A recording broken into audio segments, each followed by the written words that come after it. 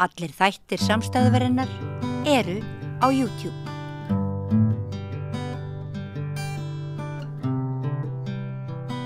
Við erum velkomin í umræðu auðlindir og eiginlega svona auðlindastríð. Til minni komin sérfræðingur í bara auðlindum eiginlega og sjálfbærri þróun, Kristín Vala Ragnarsdóttir, prófessor emerita í jarðvísindadeild Háskóla Íslands. Komdu sæl. Takk fyrir að koma og ræðum þetta eiginlega málana. Við erum svona ræðum öll þessi mál sem að tengjast inn í þessar krossgötur núna og þessa flækju, þessa stjórnmálaflækju sem í gangi núna, sem að við náttúrulega bara allir að lesa í þessa, hvað þetta er þetta ekki bara ófremdur ástand? Já, mikið af þessu umræða náttúrulega tengist Bandaríkjunum og yfirlýsingar Trump að taka yfir Grænland og vilja komast í auðlindir Úkraínu. Og það má svo sem velta fyrir sér hvaða málmar það eru sem hann að sækjast eftir. Og þetta eru að miklu leyti það er svona heil lína í lotukerfinu sem heitir lantanýðar sem eru 15 efni sem hafa mjög sérstaka eiginleika. Sérstaklega hafníum hefur mikla segulmögnun og þetta er þá mikilvægt fyrir svona sísegla eins og eru notaðir í vindmyllum og líka í alls konar svona stýribúnaði fyrir eldflaugar sem nú að nota í stríðinu. Já. Og það er ekki bara nóg, sko það er ekki nóg með að svo virðist sem að þessi stríðsbúnaður þurfi á þessum auðlindum að halda eða þessum jarðefnum. Nei, bara alls konar nýjasta tækni. Já, nýjasta tækni. Já, alls konar nýjasta tækni, en það er ekki nóg með að sé samt, mikið hluti til að þessu fer samt í stríðsbúnaður, ekki? Eða dróna. Jú, ég hef ekki yfirlit yfir það hvað fer mikið í stríðsbúnað, en hernaðar iðnaðurinn gífurlega stór.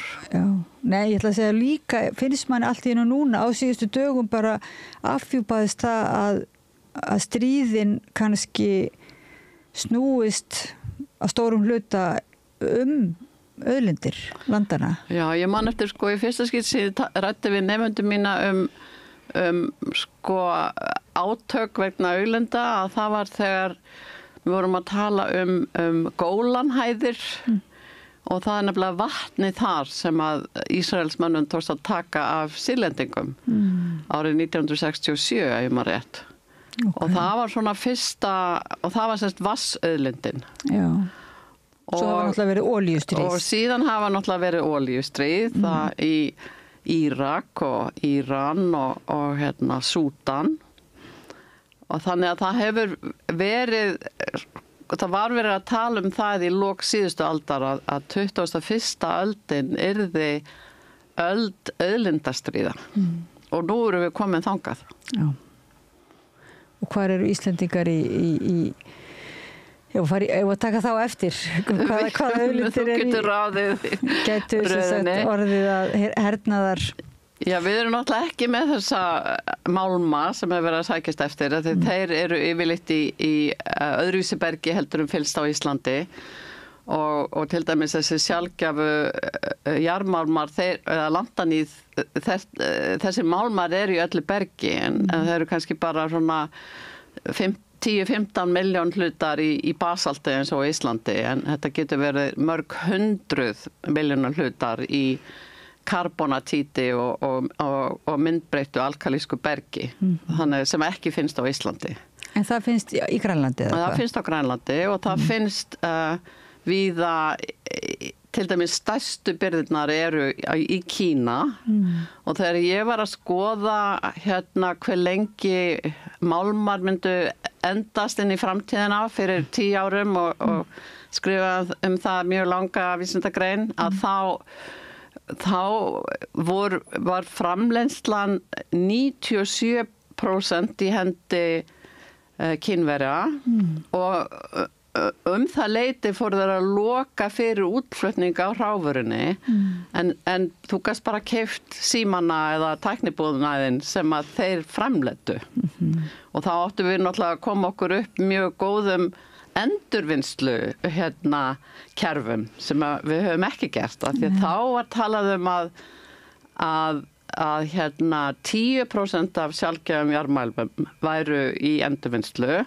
en núna þegar ég fór að skoða þetta þá eru Kínverjar bara með 70% af framleiðslunni, Bandaríkjunum kom upp í 12%, Myanmar 11%, Ástralía 5%, þannig að þetta að aukast annar staðar og nú talað að endurvinnslan sé bara 5%. Þannig að við erum ekki að standa okkur í að endurvinna þessa málma. Nei. Og í staðin það bara verið að leita. Í staðin fyrir bara, ef þú ferð ekki á endurvinnslu, þá þarfst að fara í fjallið. Þú veist, ef þú ert með 5% endurvinnslu, þá 90% af því sem fer í framleiðslu að koma á fjallinu. En ef þú ert með 50% endurvinnslu, þá náttúrulega bara 50% sem þarf að koma á fjallinu. Og þangað ættum við að setja fókusinn að endurvinna þessa mikilvæga málma að því þeir kom ekki til með að endast endalaust. Ef við höldum áfram að þessu sömu braut núna að þá verður hámarksframleiðsla að þessum sjálfgefum jarðmálmum í heiminum eftir svona 50 ár. Og svo þá helmingurinn eftir en það málmurinn sem erfiðar að vinna úr berginu. En nú ert þú búin að skrifa og halda fyrirlestra og kenna í mörg ár sjálfbæra þróun og einmitt þennan endanleika þar að segja, jafnvel á þeim auðlindum sem talað að séu endalausar eiginlega eins og okkar jarðvarmi og annað. Þegar ég kom til Íslands árið 2008, eftir 30 ára dvöl erlendis, að þá var talað það að jarðhitinn væri endurnýjanlegur. En hann það í rauninni ekki á þeim tímaskala sem við erum að nýta hann. Þannig að við þurfum að passa okkur mjög mikið að oftappa ekki úr kerfunum. Við gerum það of hratt, of djúpt. Já, því að ef við kælum kerfið niður of mikið, að og notum það í 30 ár, kæla það niður of mikið, þá tekur það það 300 ára að hitna upp aftur. Og þannig að hann endurnýjanleg auðlind, jarðhitinn, ef við förum vel með hann. Og hvert kerfi hefur sína eiginleika. Það ekki hægt að yfirfæra frá einu kerfi yfir á annað. Þess vegna þurfum við að fara mjög varlega. Nú umræðan orðin svolítið öðruvísi, 15-16 árum seinna. Að við þurfum að fara varlega. Ekki svolítið sérstakt bara hvað hlutinni breyta sem sagt hratt að þegar þú ert að ræða þá það í ákveðnum svona samhengi varðandi náttúruvernd, varðandi skynsamlega nýtingu auðvitað og bara jarðvísindalegu samhengi. Já. En ekki dálítið sérstakt að svona þín sérgrein sé allt í nú komin bara á forsíður blaðana bara dag eftir dag og sé bara spurningu einmitt svona hernaðarlegt og bara hvernig þetta völdin muni leggjast í heiminum. Jú, þetta náttúrulega algjörlega nýtt og kom mér mjög óvart þegar að Trump var allt í einu mættur sonur hans á Grænlandi og hann var farin að tala þetta. Þannig að ég gerir ráð fyrir að þessir forríku ólígarkar sem á bakvið hann og tengjast í gegnum Elon Musk inn í Silicon Valley og hátækni heiminn að þeir séu að pota í þetta. Ok, og í nótt kom fram ekki í ræðu Trumps okkar tíma í nótt að þá sagðist hann alltaf bara að fara eignast Grænland.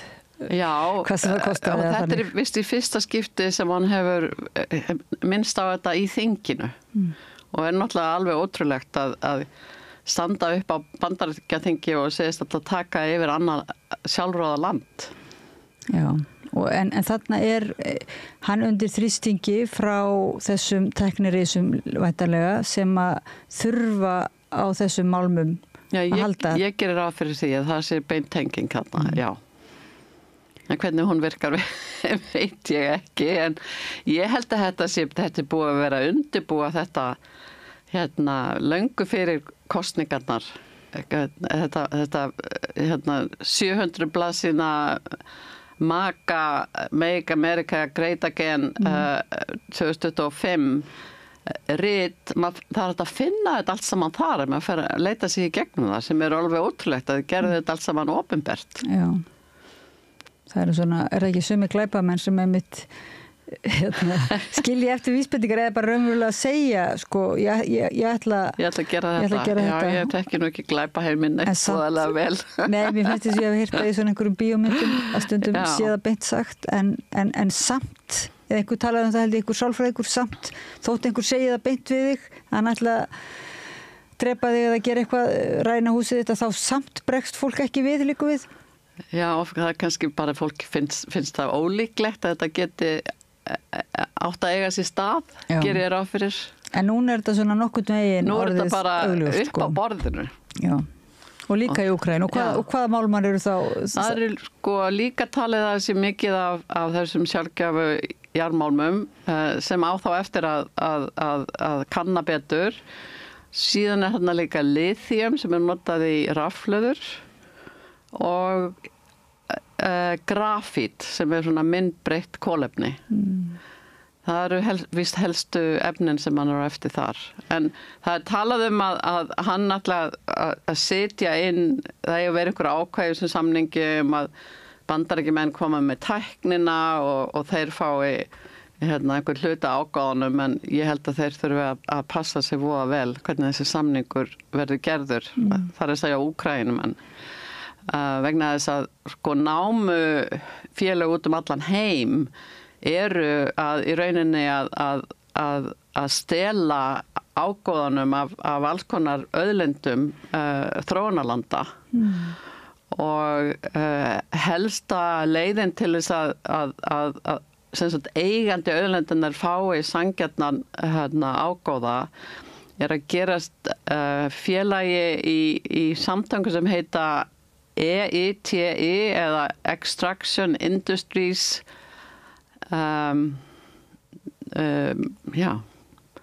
Extraction Industries Transparency Initiative. Það er að segja að það eru normenn sem að setja þetta upp og hjálpa löndum að gera samninga við námu áhugamenn í námugreftri eða olíuvinnslu. Og þá passað upp á það að séu svona local people sem sita í stjórnum og passa upp á að peningaflæðið fari í rétta átt. Já. Ekki bara í vasana hjá einhverjum spiltum stjórnmálamönnum, heldur líka til nær samfélagsins. Okay. Þetta er eitthvað sem maður vantar náttúrulega á Íslandi. Já, við erum ekki félaga þessu, en ég er búin að vera að hlaupa á eftir ráðherrum frá Grænlandi á Arctic Circle ráðstefnunni og segja að þeir verða að vera félagi þessu. Núna eru þeir orðnir félagi þessum samtökum. Þannig að það er allavega skref í rétta átt, en samt eru núna í gangi, og þetta var nú bara í Guardian í morgun, það er verið að lögsækja Grænland fyrir það að námu vinnsluréttindi voru tekin tilbaka. Og það var sem sagt ástralskt námufélag sem víst frekar lítið, en núna í hluta til í eigu Kínverja, skildist mér. Og þeir eru búin að fá, það til einhver svona sérstakir áhættu fjárfestar sem að kosta málsóknir á milli fyrirtækja og ríkja, eins og til þess að verður settar upp strangari umhverfislöggjöf eða verður settar upp ef samið að verkamenn fá að hærra kaup, að þá farið í mál. Okay. Og núna þessi málsókn upp á $1 milljarða sem 10 sinnum hærra heldur en verk landframleiðsla á Grænlandi sem að þeir eru að fara fram á að þeir fái borgað. Og það einhverja sérstakar lögmannsstofur sem að reka þessi mál. Wow. Og þetta finnst mér mjög óhuggulegt. Og hvernig snertir þetta þá sem sagt það var bannaður námugröftur í Grænlandi?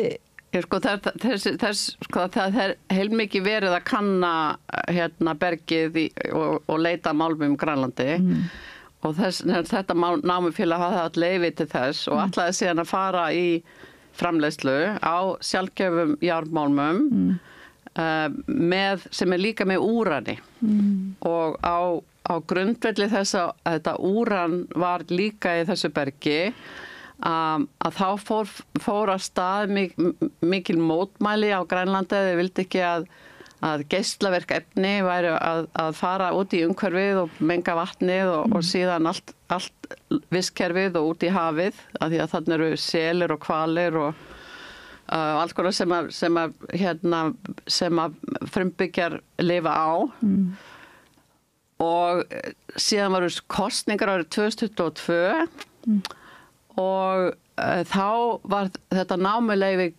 dregið tilbaka af því það var eitt af kosningarloforðum flokksins sem kom stað. Já.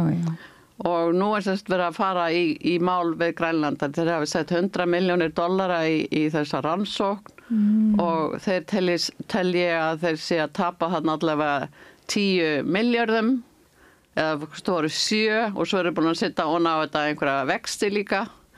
Þannig að þeir eru að biðja meira en $10 milljarðar í skaðabætur frá Grænlandi. Þannig, já, þetta er bara raunverulega algjör hótun. Annarkvæmt fáður þessar, þurfa þeir að borga stórfyrirtækinu þessar skaðabætur eða þeir verða að byrja aftur að leyfa þessu stórfyrirtæki að halda áfram námugröfturinum sem mun þá menga væntanlega þeirra Já, en hvernig hægt að fylgja eftir svona ef að námufélagi vinnur er ég ekki alveg með á hreinu en síðan fór að skoða þetta að þá sá ég að til dæmis eitthvað námufélag sem hefur verið að kanna svona málmniðlinga á sjávarbotni við Mexíkó. Það námuleyfi var eftir að námufélag var búin að kanna þá voru námuréttin dregin tilbaka eða þeir fengu ekki námuréttin og það félag fór í mál við Mexíkó og þeir fengu stórar skaðabætur. Og þetta hefur verið gert í öðrum löndum. Ég veit að til dæmis það voru málaferli og það voru nokkur ár síðan við Ástralíu, þar sem eitthvað erlend námufyrirtæki fór í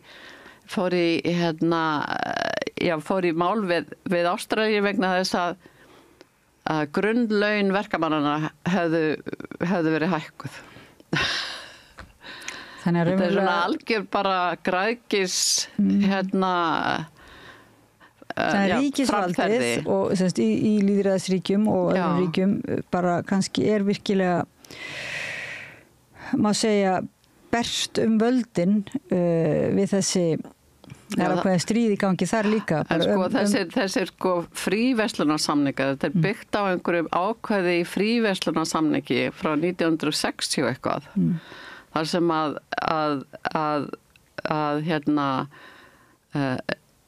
viðskipta aðilar getur farið í mál við ákveðin lönd ef að skilyrðin breyttust eitthvað og þeir getur ekki haldið áfram því sem það væri að gera.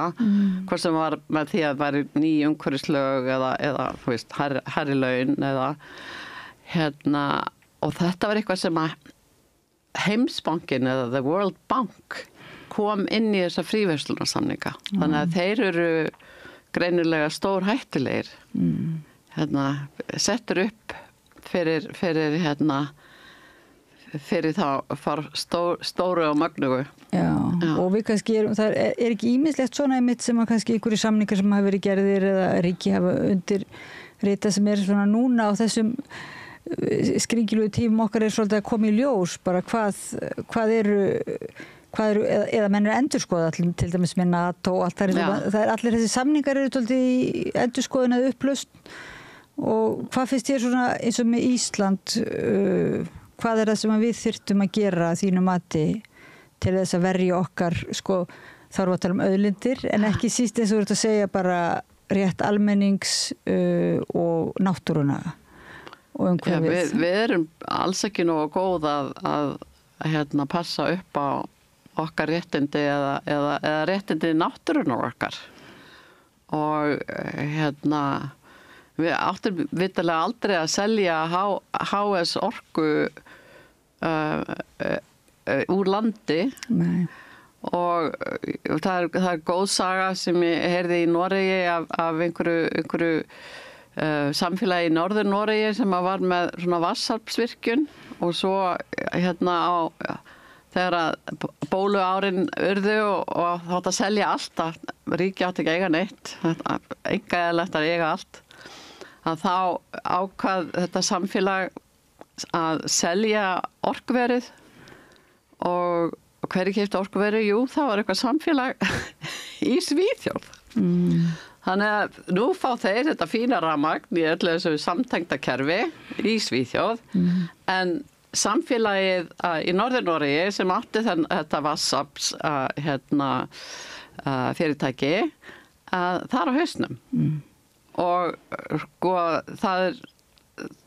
við eigum ekki að selja þessa innviði sem eru byggðir til þess að gera lífið okkar betra eins og framleiða orku. Og við eigum þessi mantra frá kapitalismanum að við eigum að selja allt og eiga alltaf einkaveiða allt, og hún reynilega gengur ekki upp. Nei, er það ekki líka út af þessu einmitt að ábyrgðin á náttúrunni er kannski meiri hjá íbúunum á svæðinu, af því að það er þeirra hagur að til dæmis að sé ekki mengun. Þannig að það er kannski íbúarnir eiga sömu hagsmuni að gæta og sjálf náttúran, á meðan að kannski ef það eru stórfyrirtæki sem eru með skrifstofur einhverstaðar allt annar staðar og þá er þeim nokkurn veginn sama hvort það verður einhver mengunarslys. Já, það er náttúrulega leið og sá sem að rekur fyrirtækið er einhver staðar á allt öðrum staða, þá er náttúrulega ekki litið eins vel eftir því. Nei. Það er alveg á hreinu. En það er áhugavert með, og veist að tala rétt okkar til þess að vernda náttúruna. Núna hef ég til dæmis heyrt af sjóbretta samfélaginu þarna á Þorlákshöfn sem ætla að mótmæla einhverju framleggingu þarna á einhverjum bryggjuenda, mann rétt, og sem þá brjóta öldina þeirra, að þeim var sagt að þeir töpuðu málinu, þeim var sagt að þeir hefði ekki neitt hag. Þeir hefði ekki neitt laganlega rétt á að biðja þetta. Nei, þeir eru ekki aðilar að. Nei, þeir eru ekki aðilar að því. Nei, en hins vegar hefði náttúruverndarsamtök geta gert það, því að náttúruverndarsamtök eiga að vera lítið eftir náttúrunni. En þetta voru bara taldir einhverju áhugamenn. Það þarf að skoða svona löggjöf betur. En er það ekki eiginlega það sem þú hefur nú sagt hérna oft og fleiri, að það vantar einhverja svona heildstæða endurskoðun á allri löggjöf og Íslandi varðandi náttúruvernd og varðandi bara auðlindirnar. Já. Þannig að bara við vitum einmitt eins og varðandi vatnið, það er samkvæmt lögum er það í almanna. Samkvæmt lögum þá eigum við vatn, eða er það almanna eign vatnið. En svo er þetta að byggja verksmiðju og tappa vatninu af, og núna skilst mér að það sé búið að selja verksmiðjuna nálægt Þorlákshöfn einhverjum útlendingum, og þeir alltaf tappa því af þar, en við eigum vatnið. Þannig ég veit ekki hvort það sé neinir samningar það að við erum að fá eitthvað auðlindagjald. Auðvitað ættum við að fá auðlindagjald af því.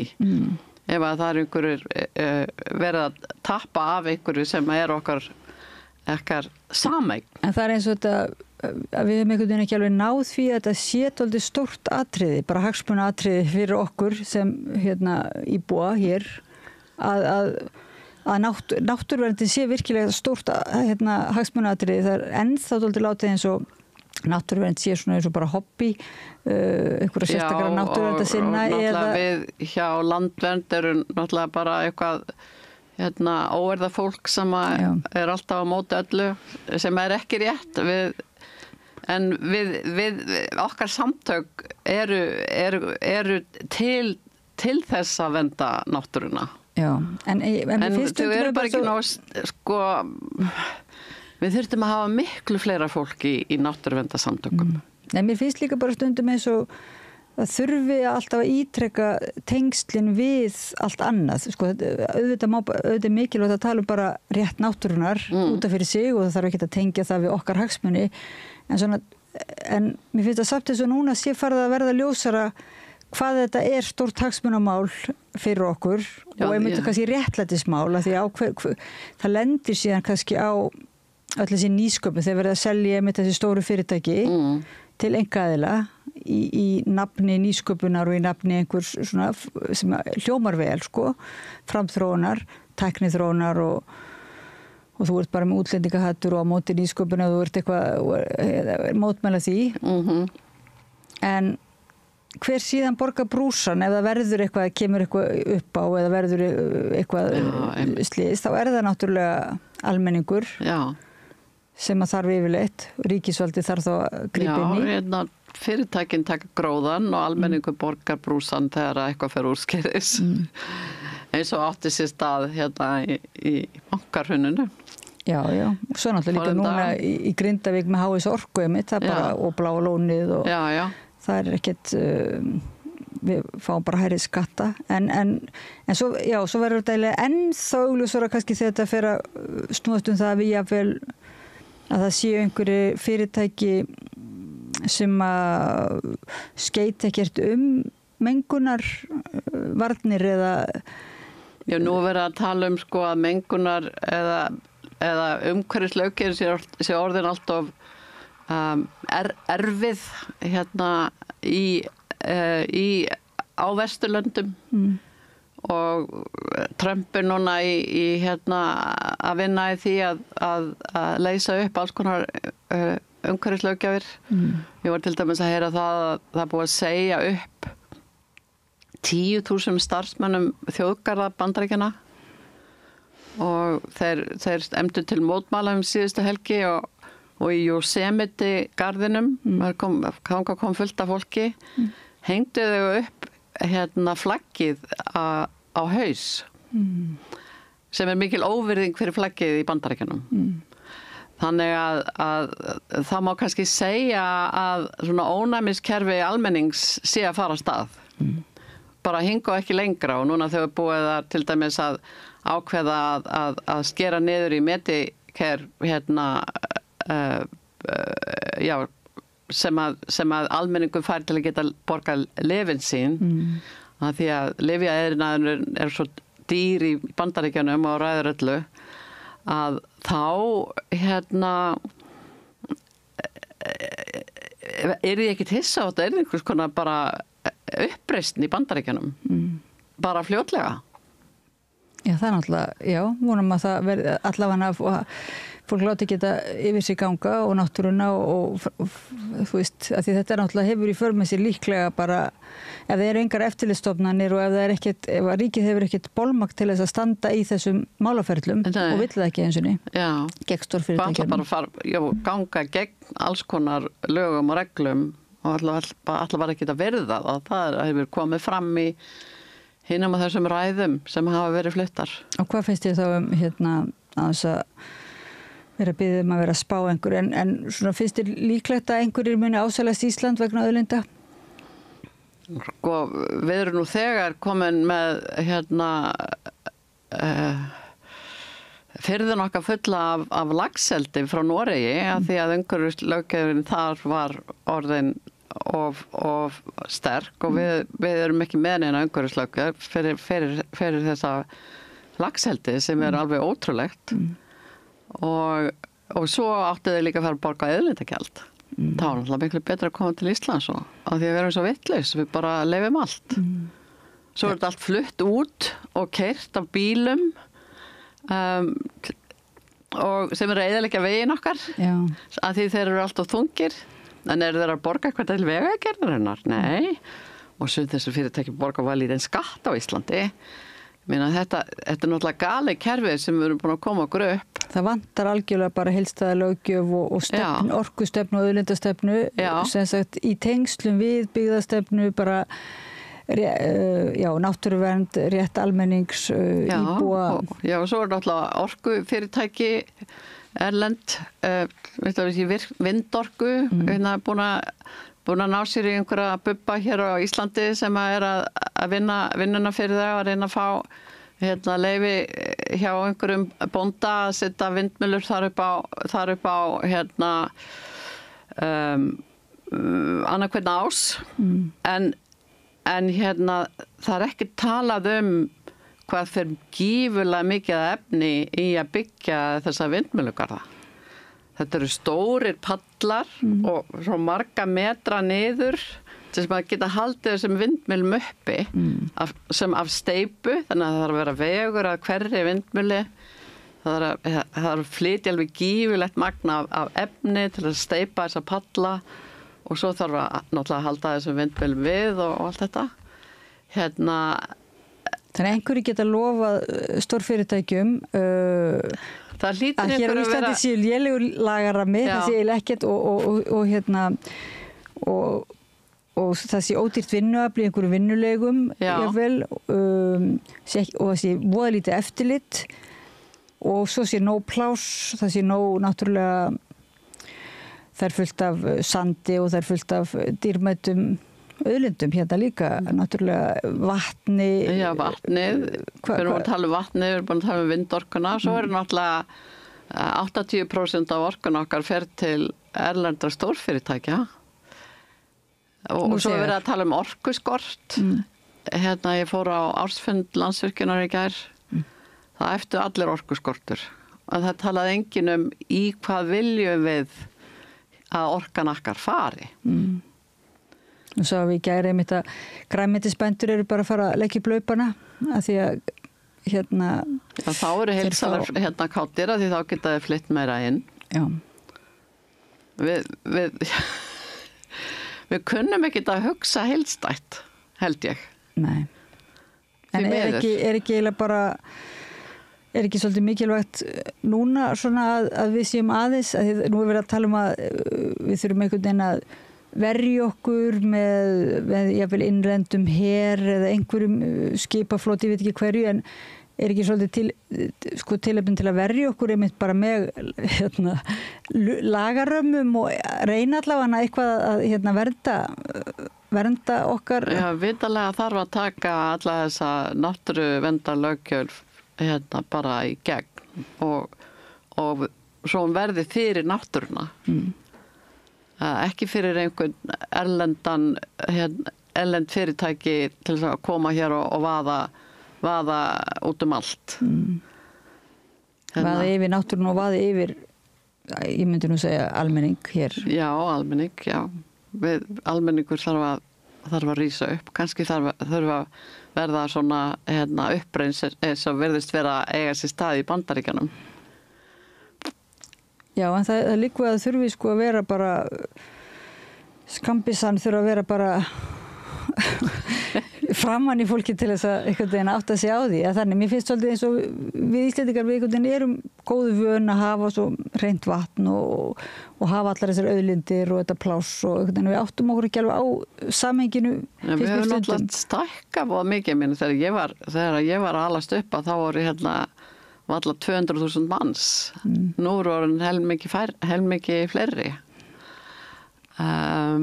Og fólk náttúrulega kemur hingað að því að það er gott að búa í Íslandi og og það er að fá hérna vinnu. Og við þurfum bara að passa, líka fara betur með þetta fólk sem kemur hingað að vinna, af því að svo maður að heyra það að sé verið að fara illa með það og ekki borga þeim launin sín og svíkja kjarasamninga og alls konar. Við erum náttúrulega bara, mér finnst ömurlegt sem Íslendingur að það sé verið að gera þetta.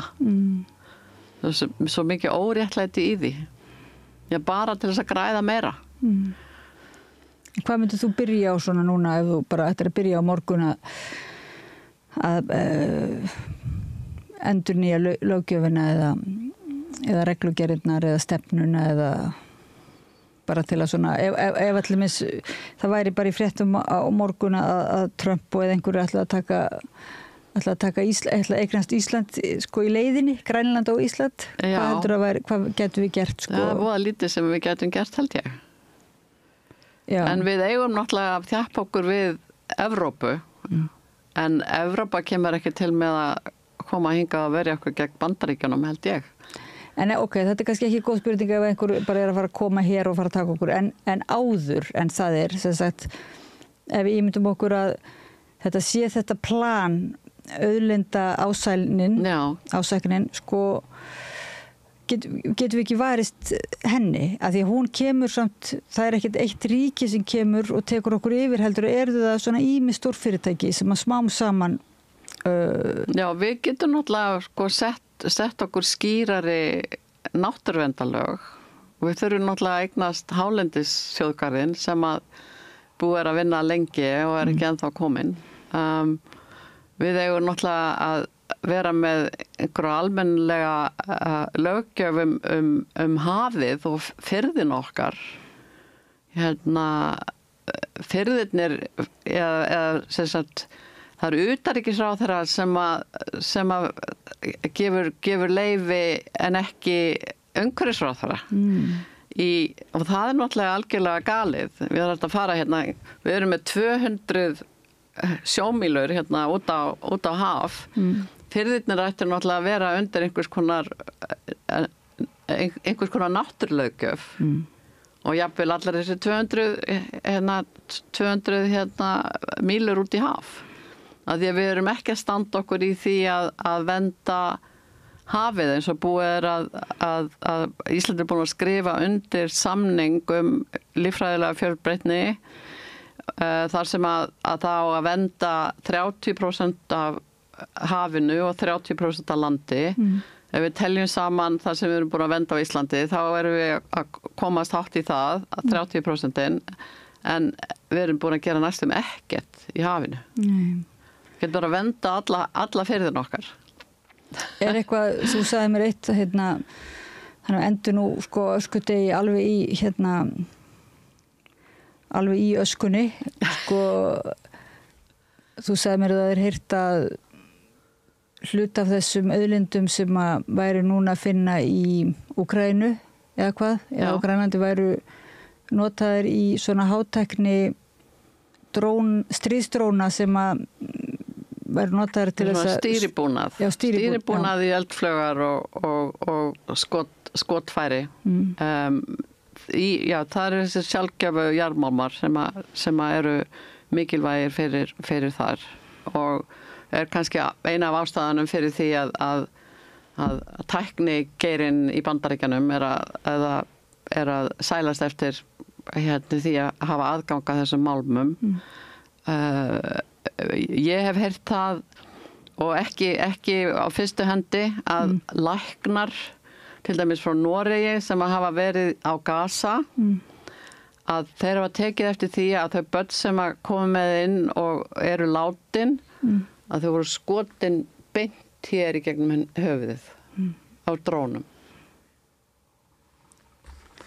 Þannig að þessi tæknin leyfir þeim að stýra þessum skotfærum að einhverju leita allavega. Það nú vonandi að okkar auðlindir notist ekki eða neitt hátt okkar kraftur nýtist í það að taka þátt í að þróa eða þess háttar nýsköpun sem þróar slík vopn. Sko það bæði tæknin og svo það líka hugbúnaðurinn á bakvið þetta. Ég sá einhvern fyrirlestur á YouTube held ég að verið fyrra eftir að Úkraínustríðið brást út að besta leiðin til þess að græða fljótt ef maður fjárfesti í nýsköpunarfyrirtæki væri að fjárfesta í hugbúnaðar fyrirtækjum sem eru að þróa skotfærin og drónana í Úkraínu. Ok, sem að síðan nýtast þá til þess að skjóta beint í markbönn. Þannig að þetta auðlindirnar, það ekki að slíta náttúruauðlindir, það ekkert svona bara rómantískt náttúruverndartal. Náttúruauðlindir eru náttúrulega í beinum tengslu við hernaðariðnaðinn og bara heimsveldin og yfirgangin Takk fyrir að Algjörlega. koma til okkar að Rauðaborðinu. Kristín Vala Ragnarsdóttir, sérfræðingur í sjálfbæri þróun og prófessor emerita í jarðvísindadeild Háskóla Íslands. Takk fyrir að bjóða mér. Og hlustendum áhorfendur þakka ég fyrir að vera með okkur í þessu svona kannski ekki svo létta spjalli, eða þar að segja grafalvarlega, en það sannarlega tilefni til á öskudegi, og ég bara þakka Laufey Lídal fyrir að vera með okkur og varpa spjallinu yfir til ykkar og höldum áfram að ræða málin hérna við Rauðaborðið eftir smástund. Með því að ganga í leigjendasamtökin styður þú baráttu leigjenda. Leigjendasamtökin eru fyrir öll þau sem vilja vinna að réttlæti og öryggi á húsnæðismarkaði. Leigjendasamtökin.is